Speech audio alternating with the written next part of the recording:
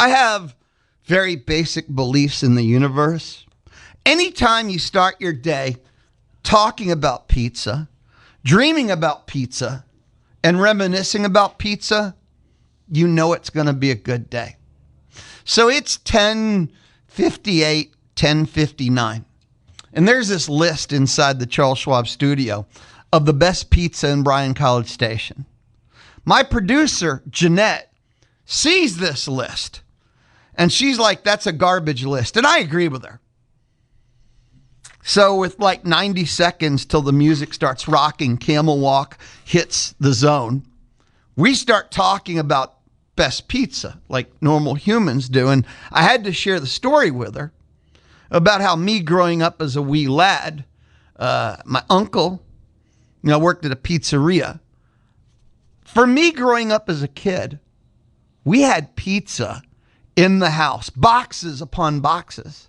I remember eating pizza for breakfast regularly. And when you're a kid, you think everything's normal because you don't know anything else in the world, right? So I thought everybody grew up with pizza for breakfast and pizza as a snack and just on a whim go grab you 3 slices of pizza like, you're grabbing a bag of chips. I worship pizza. Pizza is like holy in the Louie universe. So when you start your day talking, drooling, reminiscing about pizza, it's going to be a great day here on the Louie Bellina Show, Wednesday edition on the Zone. Here is the Blueprint. 11:20, Chip Howard Sports Talk. And it's our last visit for a while. Chip takes a lot of vacation because he has a lot of vacation. And we have reached that point in the year. So Chip, he'll be back. I don't know when. Nobody does. Chip takes these epic adventures. So Chip Howard, 11:20. At 11:35, this is awesome, a Bucky McMillan listen-in. Call it the Aggie Basketball State of the Union. He's got updates, and they're all awesome. He met with the media yesterday. So Bucky McMillan, a listen-in at 11:35. Now, 12 noon Wednesdays, Tony Catalina, Gig 'em 247. He's not the pizza man, he's the ice cream man. Bluebell ice cream reviews, plus, of course, everything maroon and white, Aggie Athletics. At 12:35, I visit with friends like Bubba Bush of BV MMA and Fitness. And Bubba's not just my friend. He is the Brazos Valley Bryan College Station's friend of our community. Always like to see what he has going on at BV MMA and Fitness. It's a check-in. It's a hangout. So Bubba Bush on the D4 Land Services hotline, 12:35. It's a big day here on the Louie Bellina Show. At any time, you can call or text me at 979-693-1150. 979-693-1150. You'll probably text because it's easy and it's fun and it's what we do in the world. And once you hit send on that text message, I'll see what's up inside the Texas Mobile One Lube Express inbox. Sean on campus, first texted of the day reads, Lou, that's me, pizza is a complete food. Grains, fruit, meat, vegetables. It would be wrong not to eat it. Question for you, Sean. What fruit?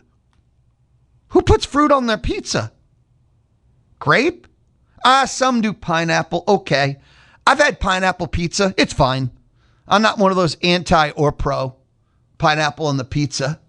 Oh, tomato is a fruit. I didn't know if that, I think of tomato as its own animal. Tomato falls into one of those S-tier items of food in my world too. I love anything tomato based. I love tomato, period. So tomato is a fruit. All right, Sean. Your text message went to the front of the line. Outstanding. Tomato is a fruit. I love tomato sauce. I could take a tomato and slice it, maybe a little salt on it, vinegar. I'm fine. Matter of fact, here at Bryan Broadcasting, front desk Emily, she grows her own fruits, makes the best tomatoes. And when she finds out I love tomatoes, gave me a bag. She's nice. We begin our day. Speaking of community, by the way. Speaking of community, Who remembers we kind of started our summer with the Argentina-Honduras friendly at Kyle Field? I do. City of College Station released some statisticals on it. And these statisticals are why we need to do these events as often as we can. Not like 10 per summer, but when the opportunity is there. When the opportunity is there, we have to take them. It's the second time we've had soccer. We've had the King at Kyle, Savannah Bananas.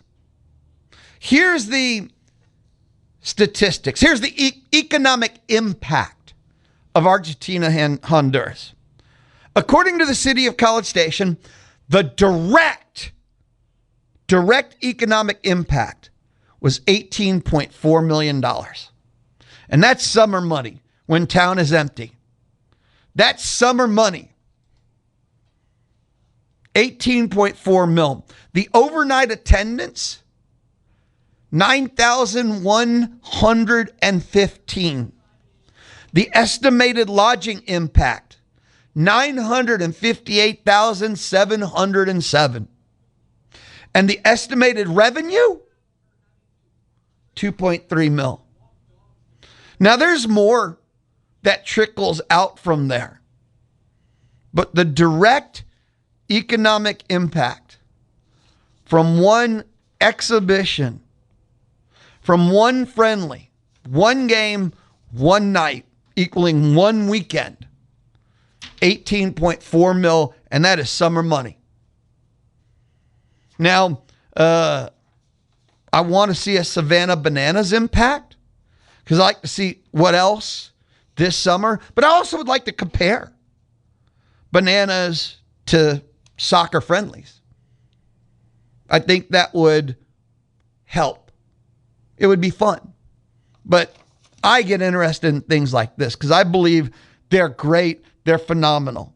Texas A&M, where every nickel counts, but our town, our community, our businesses. You know I'm pro-local. So, yeah, wanted to share that along the way. Maroon and White World, we're all living in it. I mentioned that we have a listen-in at 12:35, Bucky McMillan, State of the Union. I'm going to hit you with the highlights. You need to listen to him to get the details. So Bucky met with the media, and as is everything Bucky, he's phenomenal. He was asked questions and actually gave answers. Not, hey, so-and-so is injured. You have any updates? When I have an update, I'll give it to you. He doesn't talk like that. Here's the highlights. Again, at 12:35 details. A, Aggie basketball taking a trip before the start of this season. They're going to the Bahamas. Preseason trip to the Bahamas. And he gave the most honest, straightforward answer. More practice time, more games. Get the slow start out of the way when it doesn't count. Team bonding. That's why you take the trip. As soon as I heard that, I'm like, this is phenomenal. And everything he said went through my head before, he said what, the bonuses. Get chemistry. This is a completely different team than last year. More practice, more games, slow start out of the way, help get the kinks out. Bucky was asked, In Bucky, what's the status? He's going to fully return to practice in early July.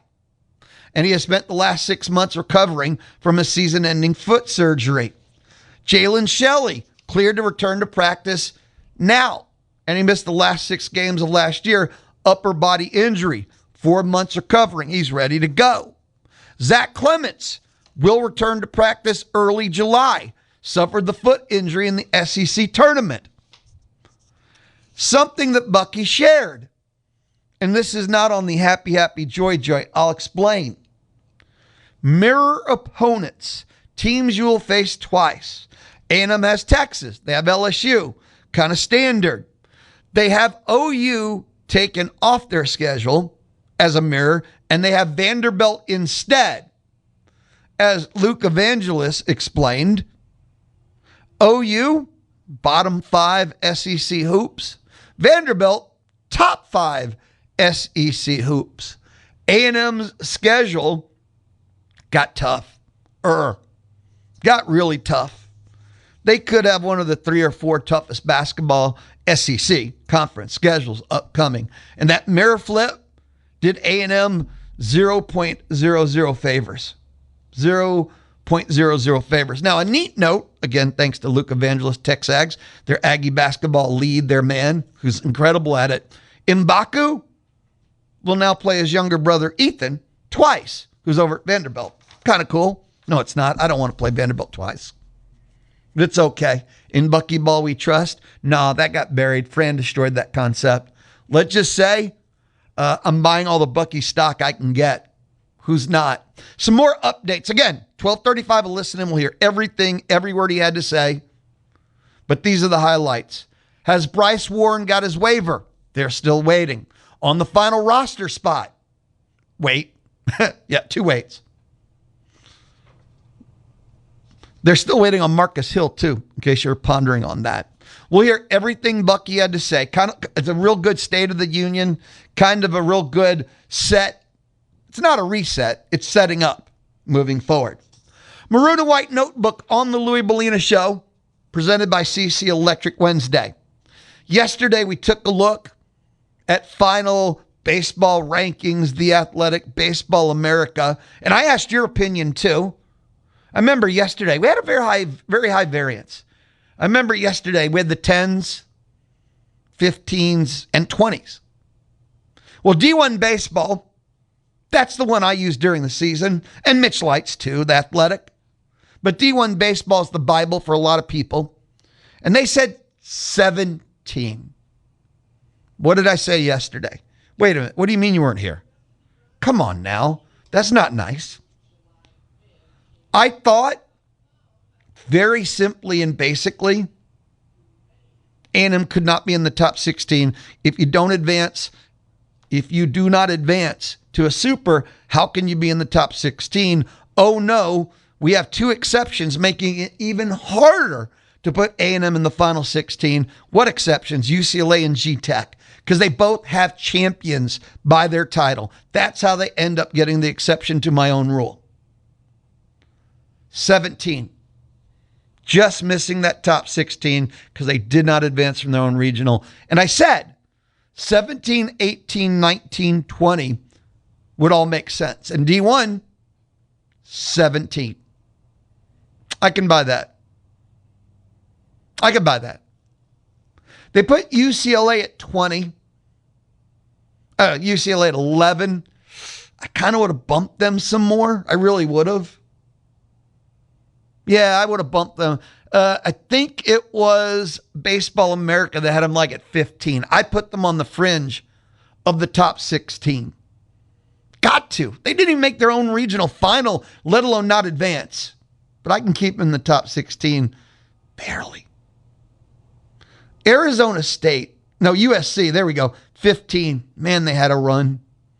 Getting hot at the right time. The rewards, obviously, the OU story, a 30 for 30 coming to you soon. Maroon and White Notebook opening our day here on the Louie Bellina Show. The Athletic.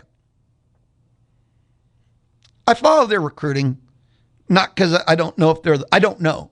I'm not going to claim to be a recruiting expert, but I like to get everyone. I like the consensus. And they're real pro A&M. They just do a recruiting notebook about twice a week. And A&M's almost always their lead.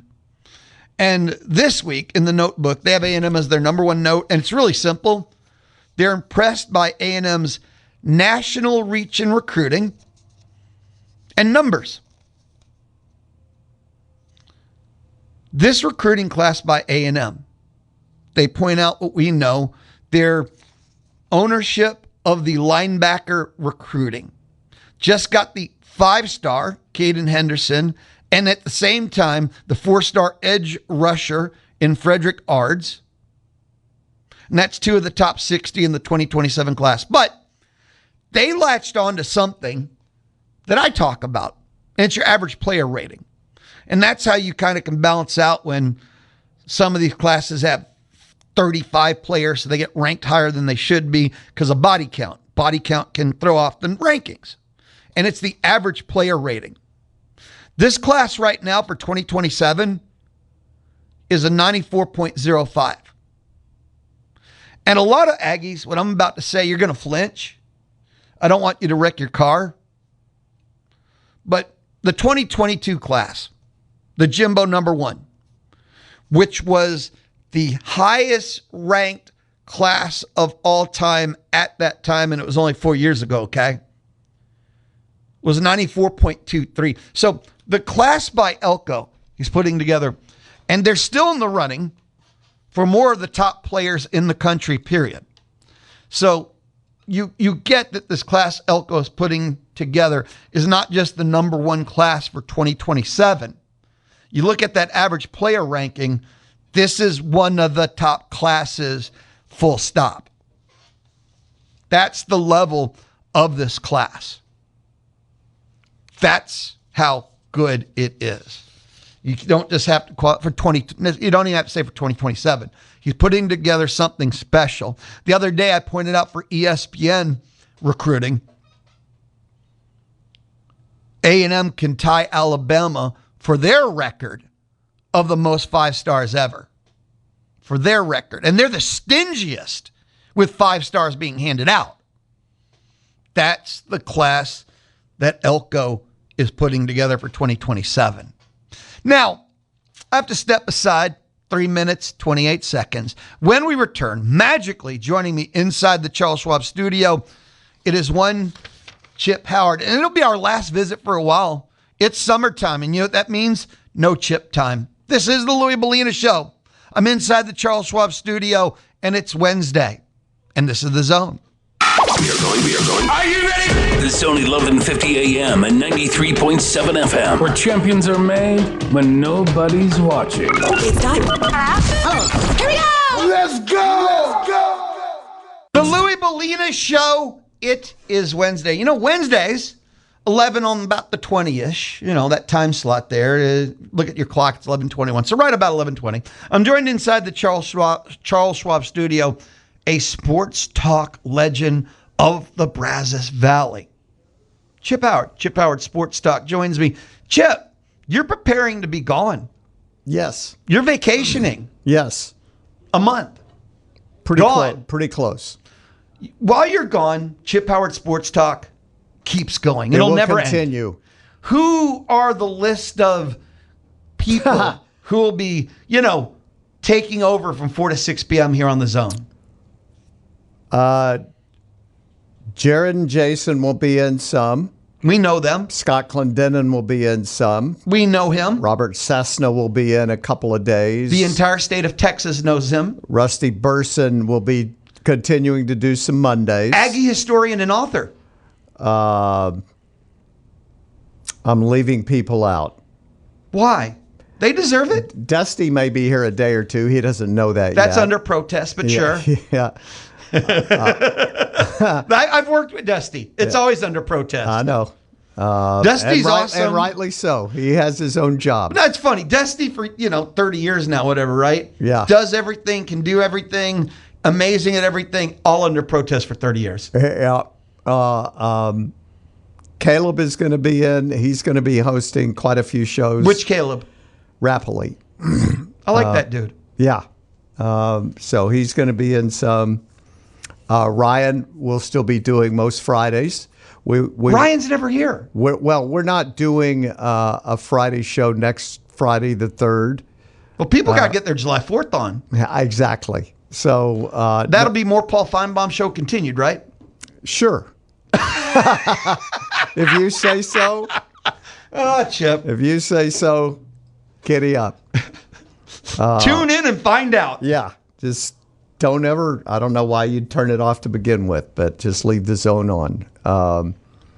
But the plan is to have, 4 to 6 filled for a while. Have someone. Have a warm body here. Oh, okay. Sorry, you're making me chuckle with that. I don't know. It was something will be on. Yeah. Well, once you're gone, you're gone. Very hopeful. Yeah. And while you're gone, you're usually out there working. You're getting the interviews. Actually, I am. Traveling the country, talking to the movers, the shakers, getting policy done for the NCAA. I'll have quite a few shows taped up when I come back. So hunting, fishing. Yeah. A lot of stuff going on. Outstanding. Chip, as we head into the dark of the summer, I don't know about the dark, but man, it It's is hot dark. right now. Yeah. Holy cow. It Yeah. is. It is hot right now. Steamy. Steamy. You were Team Spain. Do you still think they're going to win the World Cup?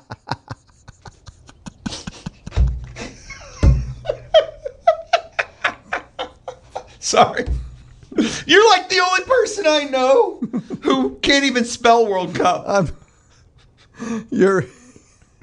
I am Team Spain. This World Cup has been good so God. awesome. I know people almost like you have no soccer in their life that have been caught up by Team Netherlands, Team Scotland, and just things going on in Houston, Dallas. But for you, you'd rather watch the WNBA. Vamos a ti Spain is Sure, what I Chip. say. Sure. You're no soccer in your life. No, I have none. If you had to choose between the WNBA or World Cup, which choice would you make? I would not. I would not make a choice. If you choose not to make a choice, you've still made a choice. No, not necessarily. There's no choice there. There's just Chip. quiet. Quiet. Yeah. As we head into the summer, and I asked Joe this the other day, which we all of yesterday, but it feels like it was a week ago for some reason. Rangers, would you buy or sell? Sell. What do they have that you actually can sell, though? They've got bad contracts. They have injured players. The problem with selling is I don't know the value of what they have to sell. That's a good question. I asked one a day, and I used it on you. Thanks. I think there's certainly a few pieces they have, but the question is, do you want to keep a couple of those players to build? You know, you have to have something to build around. I don't think in this day and age, you can't blow up everything. You got to keep contracts that fit.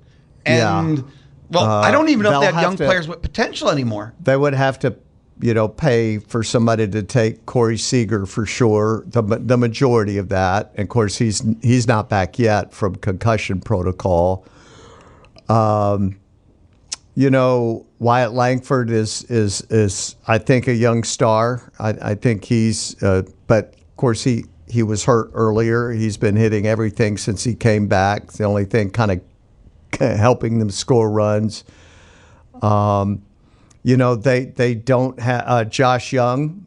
Anybody would want Josh Young, but I don't know. To me, again, Langford and Young are maybe the only two guys that you want to keep.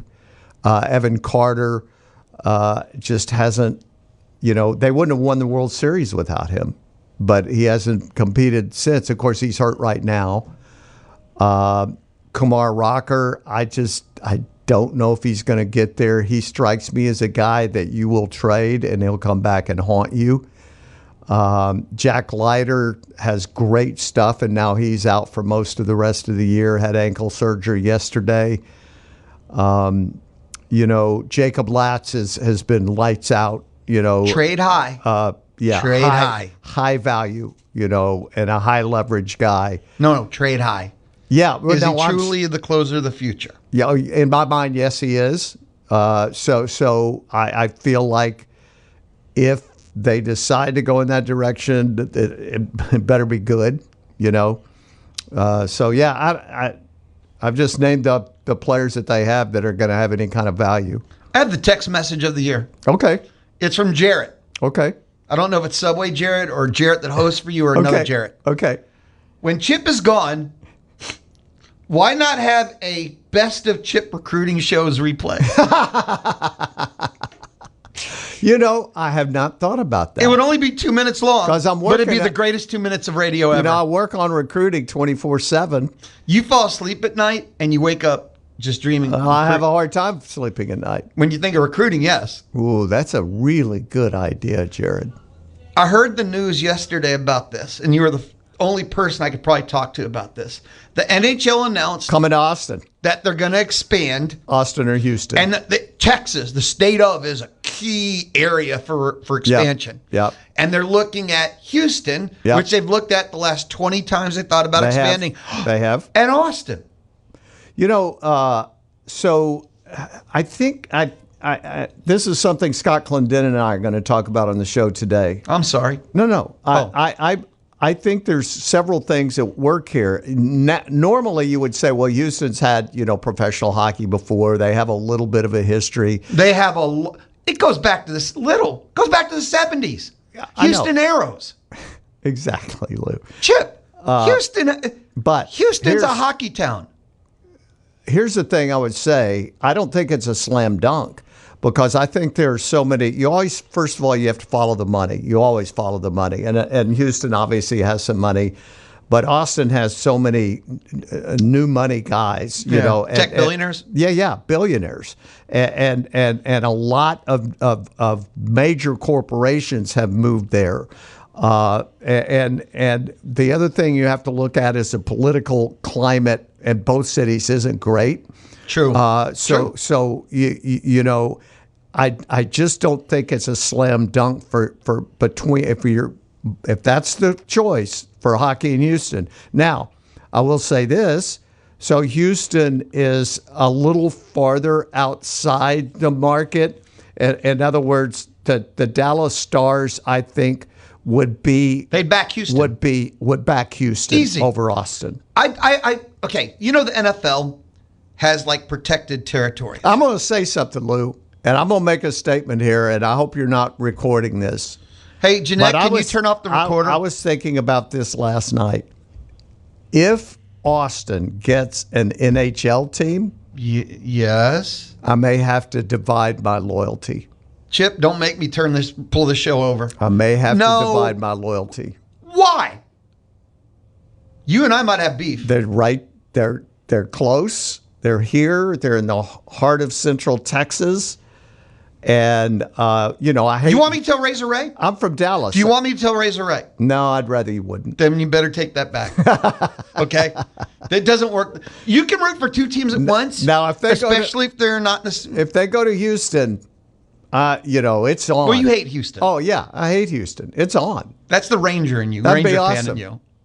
But it's the everything in me. They're never going to go to Houston. The past 3 expansions. And why do you Houston's think that is? I don't know. It's a huge city. I don't know. What, 3 or 4 markets? Houston's been favored in 3 straight expansions. Again. And in the last second, we're going to Carolina. We're going to Phoenix. I go back to the political climate, Lou. I go back. You have to have somebody spearheading. You have to have somebody that's leading that charge that says yes. Hakeem Olajuwon.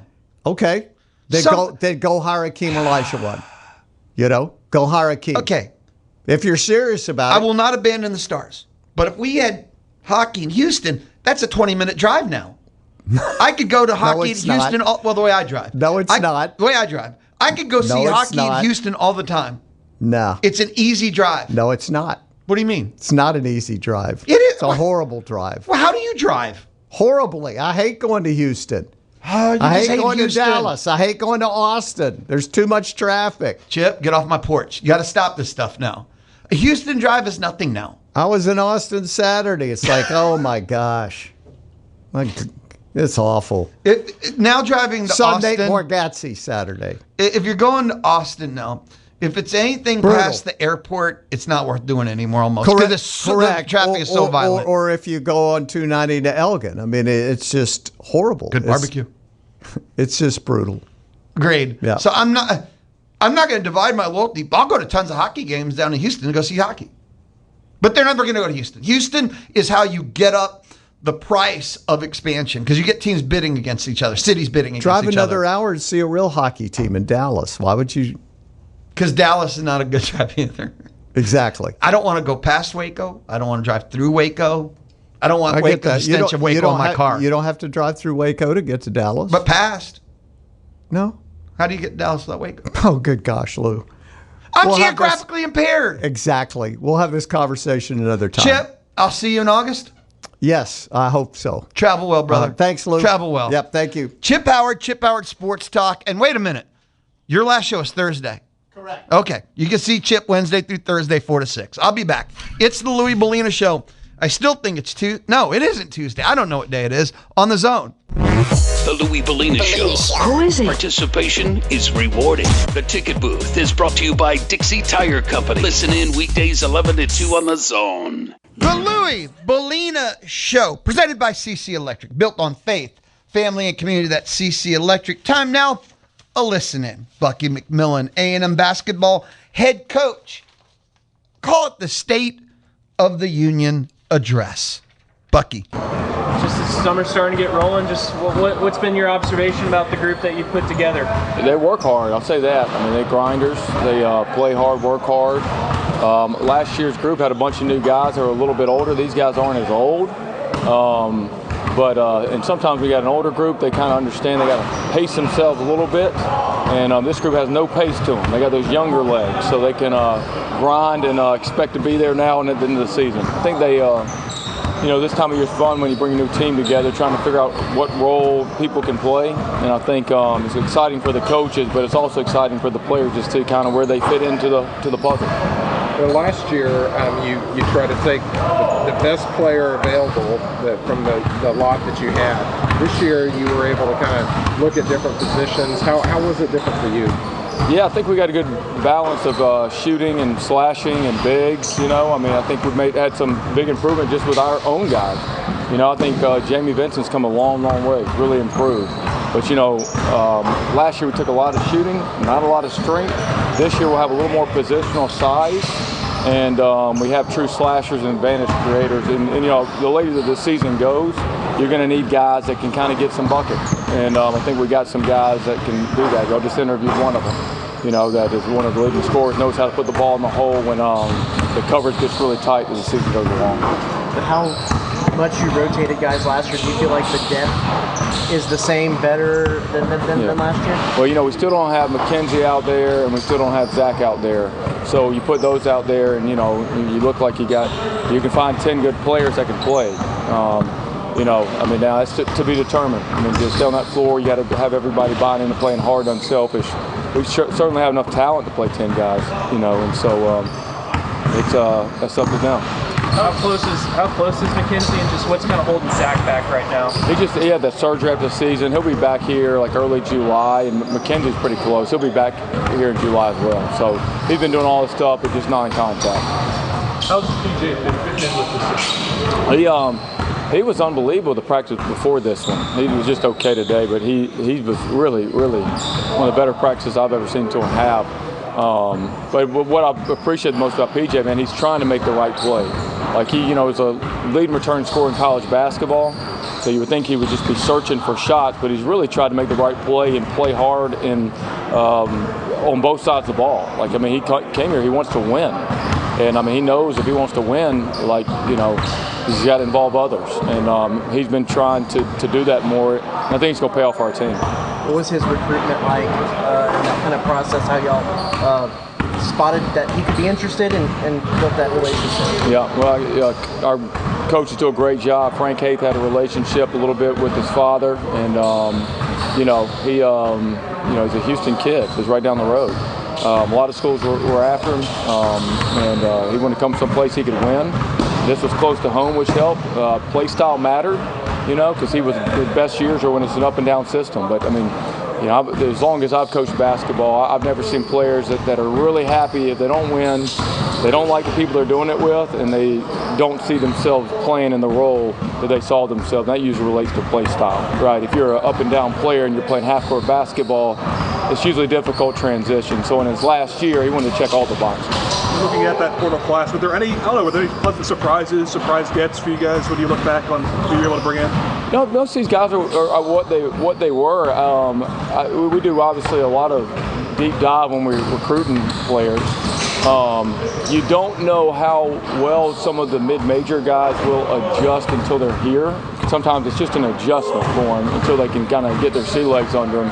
But, coming from mid-major, you have Shelley, who just he's on practice 2 times. He's been out injured. Who's going to be a really good player for us.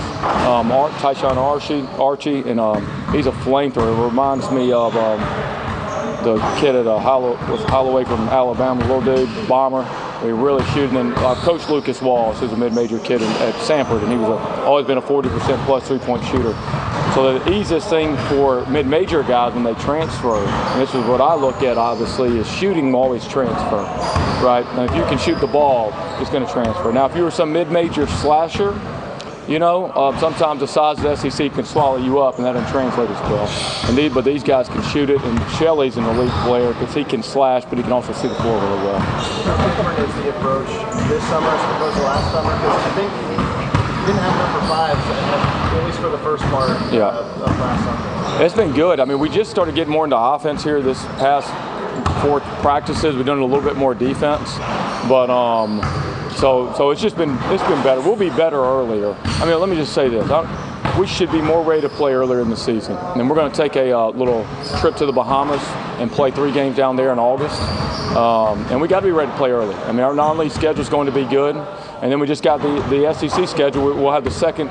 I think the SEC this year, because of a lot of money was spent on rosters this year. I mean, and the SEC has been the best league the last 2-3 years. It'll be the best league this year. And I think it'll be the best it's ever been this year. I mean, when I look at it, and we just got the schedule back, what our schedule will be, and we'll have the second hardest schedule in the league. So it's going to be a tough schedule, which is, that should wake you up ready to practice, right? So I know we lost, our 2-play opponent in the years, last year was Oklahoma. We'll go to this year, will be LSU, Texas, and then we'll go to Vanderbilt. So at home for our games, we'll have, Vanderbilt's a projected top 15 team in a lot of people's minds. LSU will be really good. Texas will be really good, obviously. Play all those teams at home, and then we got coming to the house Arkansas, we got Alabama, we got Auburn, we got Georgia, and we got Tennessee coming. I'm leaving a couple out. And then you go on the road to Florida, to Missouri, to Kentucky, all hard places to play. Ole Miss, Mississippi State, South Carolina. So very tough schedule. So guys, that's what gets you going. You mentioned part of last year's team was just the leadership of Rich Agee. I know it's early, but have you seen anybody else kind of blossom into that role yet? It really needs to come first from the returners, but unfortunately some of these guys haven't been out there besides Jamie, and then Nico was obviously here as a gray shirt freshman. But we got to see Zach and Mackenzie get back and take ownership in that. I've known Lucas Walls for a long time. He's going to lead by example and vocally in ways because he knows our system. He played for him at Sanford a couple years ago. I recruited him since he was 16 years old. He can play in the SEC because he can shoot the ball and he's strong enough. And then I know Cade Phillips for a long time, and he was the captain of the Tennessee team when they went to the Elite Eight a couple years ago. So I expect big things from them. Known Jalen Reese, actually coached Jalen Reese in the Jordan, coached with his dad in the Jordan Classics. I've known his family a long time. He's got leadership as a point guard. And then PJ's obviously been a leader out here as well. So they do it in their different ways. Now Rashawn had a different way of doing it. It's hard to replace Rashawn, but collectively we've got to find a way. You mentioned a lot of money spent across the SEC for rosters. Do you have an idea of what a competitive roster is worth this year? Well, I'm not going to say it. Y'all can go look at what Sean Miller said. I think that's pretty much accurate, what he said with where people are and just what people, some places are spending. I've only mentioned this the other day is just where's the threshold for longevity of what we're trying to accomplish. And that's always a deal. Of course, for schools that want to be good at multiple sports. I'm not even talking about us. We certainly want to be good at multiple sports, but I think that's where, that's where you really try to pay attention to where are you in the green or where are you becoming the red at some point. But in a sport like men's basketball, that for the most part has usually been profitable. We'll see if it can be profitable going forward. Has Bryson officially been given clearance by the NCAA? No, we're waiting on his waiver status, so we're waiting to see right now. Yeah. Do you have an idea when y'all might get that? Sometime in the next month, we hope. Yeah. We have time for a couple more, guys. Start the season stronger. Bahamas, a big part of that. Do you think you guys will learn a lot about the team then? And what are you hoping to achieve from that? Yeah, you get a little more practice time, and then obviously playing games. My teams that I've coached, I don't know why, it's the first 2-3 games of the year we have a big jump after those first 3 or 4 games. Literally every team I've coached. I coached a team at Sanford years ago that lost our first 2 games, and we were awful in the first couple, and then we went on to win like 17 in a row. Last year we were very similar, right? We lost 2 of our first 4, then we had a good run there.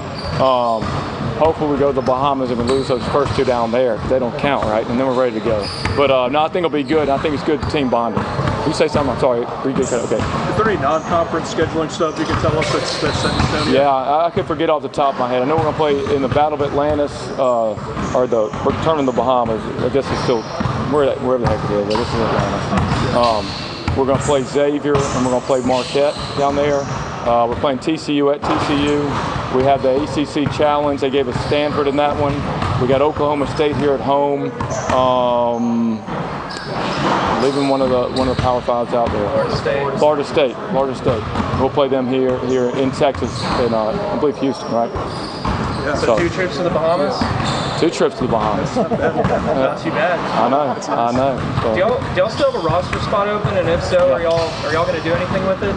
It's kind of a wait and see. You know, we got a roster spot. We're waiting to see, and we may fill it, we may not. Yeah. Is Marcus' situation kind of dependent on that in a way? We'll wait on Marcus' situation, but it's a half-court. It's minimally a half-court shot for that one. I feel like the element of surprise is kind of gone. Like last year, people were almost learning bucketball. I feel like opponents are going to know what bucketball is heading into this season. I think everybody's going to adjust in their own way and be better, but hopefully we're better at what we do, right? I'd say this. Nate went to the Oats at Bama. They went to the first year in the league. They were pretty decent. The next year they won the SEC, right? We're at Sanford. We had our worst year was our first year, and then we went on to have our best years after that. So everybody gets more familiar to what you do, but the most important thing is, are your players doing what they do the best? And that's what matters the most. I can promise you, no matter who we play, is going to be more ready for what we do than our players are ready to do what we do. And that goes in reverse, right? Like when we play Florida, like we can know what they do, but they're going to know it pretty dang good too. So we just got to find a way to toughen up and stop them in some way. More just curious for tonight's NBA draft. Like, how badly do you want to build this up to where you're getting that exposure from Aggies getting drafted? Obviously, it's kind of a drought going on right now. I want to build this up so bad that we've won so much here that every Aggie supporter wants to support this program so much that we don't have any players go in the NBA draft because we pay them so dang much here they never want to leave. That's the goal. Now when the eligibility's done, I hope we hear them in that first round and early in that first round. That was Bucky McMillan listening his State of the Union address here on the Louie Bellina Show, presented by CC Electric. A timeout, a return, and when we return, we got some text messages. That's how we'll end our first hour together on a Wednesday. This is the Louie Bellina Show. I'm inside the Charles Schwab studio on the Zone. That pause, no idea why. The Houston Astros play in the zone. Thanks to Kelly Berdozer. The Louie Bellina Show, presented by CC Electric. A couple of text messages I wanted to wrap things up with. This one says, how will I know what animals are attacking when Chip is gone? It probably means to say when animals are attacking when Chip is gone. Simple. Assume that animals are always attacking. Every animal you see is out to get you, because that's what Chip says. Thursdays, the outdoor edition, they're always attacking, other than your dog. Remember, the dog is always on your side. Like when your cat's looking at you, you know it's just trying to figure out your weaknesses. You know your cat is calculating. So I'm just telling you right now. Yeah. So that's all I'm going to say. You want to know when? How are you going to know what Chip gone when animals are attacking? Chip will tell you. They're always attacking. And the next text message said, John on campus, sad to see the old, this is true. Sad to see the old softball stadium coming down. I remember a certain stadium announcer telling us we could keep the foul balls courtesy of the Dixie Chicken. For those that don't know, they're doing on-campus. There's always on-campus construction. They've already started it. They're tearing down the old softball stadium, everything around it. It's been a while now. And I think it was the A&M facilities put out a tweet about it this week, and it showed some photos of it being torn down, and it automatically ripped me back in time. I've shared this before. I was involved with Aggie softball for 29 years. PA announcer, part-time, PA announcer, full-time, then play-by-play for 22 years. I spent almost all of it at the old stadium. I don't know if I did 2 years at Davis Diamond. And everyone hated the old stadium, but it was your home, so it didn't matter if you hated it. It was uncomfortable. The air conditioning didn't work. It was too small. The view was awful, but it was yours, and I lived there. I spent 2 decades of my life, okay, in there. And I mean, in season, all the time. I have so many memories. I had so many laughs. And when the wind would howl, I froze my bones off. And then when it finally turned summer, you're just sweating bullets. But it was Aggie softball, and you loved every minute of it. That stadium was a symbol of everything wrong with Texas A&M at the time, because it should have been a new stadium and demolished a decade and a half, if not 2 decades before. And A&M had one of the worst stadiums in the SEC and fell so far behind. I saw some of the greatest moments in Aggie softball history in that stadium, without a doubt. So when I saw they were tearing it down, man, memory lane almost drowned me to death. So many, and the good and the bad. That's kind of like how life is, right? And you have to choose which ones are going to impact you. And the answer to me is always let all of them impact you. I saw that, John.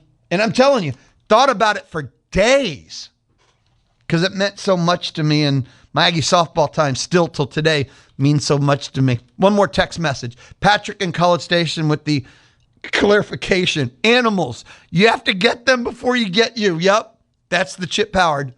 You have to get them before they get you. This is your home for Aggie football, basketball, and baseball. It's the Zone 1150 AM and 93.7 FM.